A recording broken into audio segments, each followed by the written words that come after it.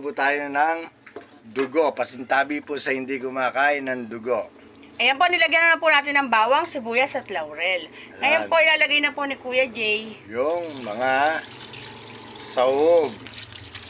ayan, yung mga rekado po. Mga ricado tayo ng konting asukal, toyo, bawang, sibuyas, saka suka.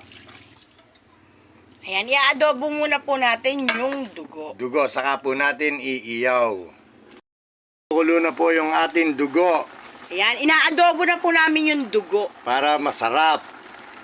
Po, adobo natin yung maskara ng baboy. Gagawin po natin ihaw-ihaw ni Kuya Jay.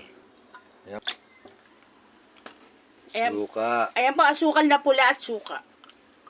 Toyo po. Ayan, lagyan din po natin ng konting toyo. Ketchup. Lagyan natin yung bawang. Ayan po, saka sibuyas. Malinis po ang aking kamay. Siyempre, ang pagre-recipe po natin ay may halong pagmamahal. Ito naman po ngayon yung Sinangkapan namin kanina. Ayan, naglagay po tayo dyan ng asukal, konting asukal na pula. Konting asukal na pula po. Toyo, suka, Saka siyempre yung ketchup. Ayan oyster. Po. Ayan naman po yung oyster sauce para masarap.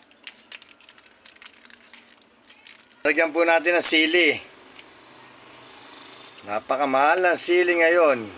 Haluin lang po natin para lumasa. Tapos pakukuluan na po natin. Ayan, malamig na po. Ayan.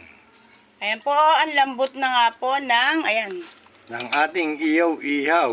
yung pisngi po ng Maskara po ng baboy. ayan.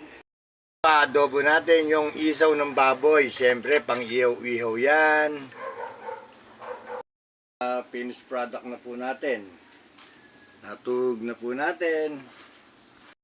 Po, yung finished product natin ng maskara ng baboy. Ayan na po.